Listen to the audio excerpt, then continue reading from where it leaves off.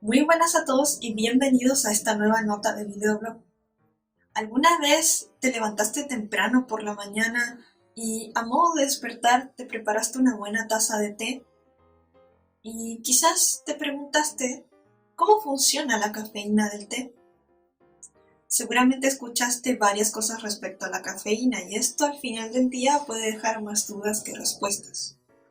Es por eso que hoy aclararemos 5 verdades respecto a la cafeína presente en el té.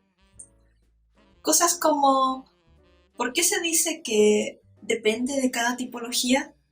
¿O cómo influye la forma de las hojas y el método de preparación que utilicemos? Esas cosas revisaremos a continuación. Número 1. ¿Teína o cafeína? No saber si el té posee teína o cafeína es un interrogante muy común. Sin embargo, para la sorpresa de muchos, son exactamente lo mismo. Así es. Ambas se refieren exactamente a la misma molécula, por lo que utilizar ambas palabras es correcto. Sin embargo, el término oficial es cafeína. Entrando en detalle, la cafeína es un compuesto alcaloide perteneciente a la familia de las metilxantinas.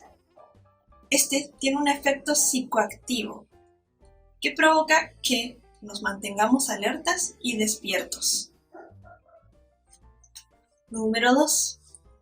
¿Varía la cafeína según la tipología de té? Se tiende a pensar que esto es así, debido al notorio efecto activador que poseen los tés negros.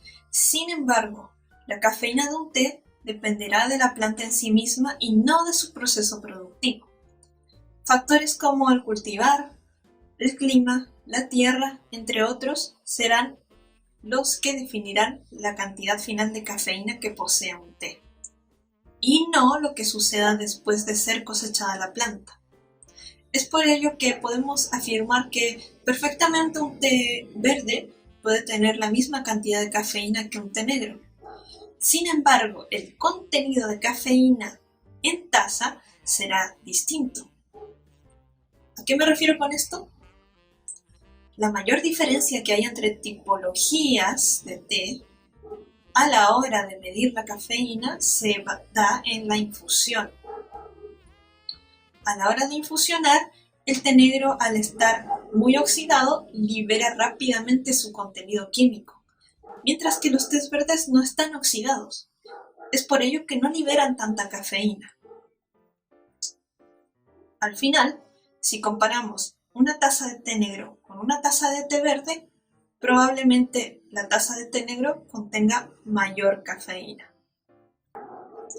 Número 3.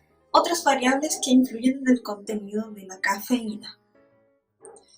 Ya dijimos que un té debe estar oxidado para que libere fácilmente su contenido químico. Para oxidar un té como se debe, hay que pasarlo por un proceso de enrulado. En el proceso de enrulado se le hacen pequeñas proliferaciones a las hojas de té. Estos hacen que se liberen diferentes aceites que envuelven las hojas de té. Entonces, al infusionarlos, se libera todo su contenido con mucha rapidez. Como resultante, el contenido de cafeína final en tés altamente enrulados tenderá a ser mucho mayor. Ahora bien, ¿influye el método de preparación que utilicemos? Por supuesto que sí.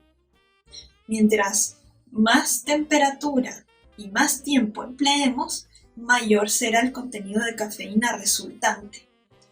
Hay que tener mucho cuidado, porque si nos excedemos, probablemente el té quede muy amargo. Número 4. ¿Se encuentra inactiva la cafeína en el té? Muchos tienden a pensar esto por su tardío y poco notorio efecto. Sin embargo, esto es erróneo. El té sí tiene efecto. Sucede que sus polifenoles retrasan la absorción de cafeína al torrente sanguíneo. Esto hace que sea más prolongado el efecto y a su vez más suave. Número 5. El té posee un efecto menos intenso pero aumenta la concentración. Esto es correcto. Se debe a la L-teanina, un aminoácido que reduce los niveles de cortisol, la hormona del estrés. Al reducir nuestros niveles de estrés, también aumenta nuestra producción de ondas alfa cerebrales, las mismas que se producen a la hora de meditar. Esto, combinado con el efecto de la cafeína, hace que nos mantengamos alertas, despiertos, pero serenos y muy concentrados. Ideal para cualquier actividad que requiera de muchísima concentración. Algo extra antes de finalizar. ¿Existe el té sin cafeína? Es bien sabido que la cafeína no es buena para todos los organismos, sobre todo si tienes problemas al sistema nervioso. Sin embargo, esto no es impedimento para que disfrutemos una buena taza de té, ya que existen tés naturalmente descafeinados, provenientes de un cultivar llamado Camellia sinensis y rawadensis.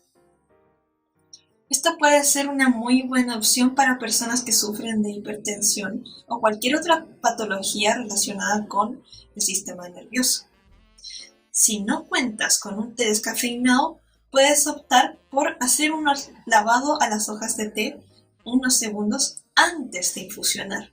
Esto reducirá considerablemente el nivel de cafeína presente en la taza. Finalmente tenemos tés artificialmente descafeinados.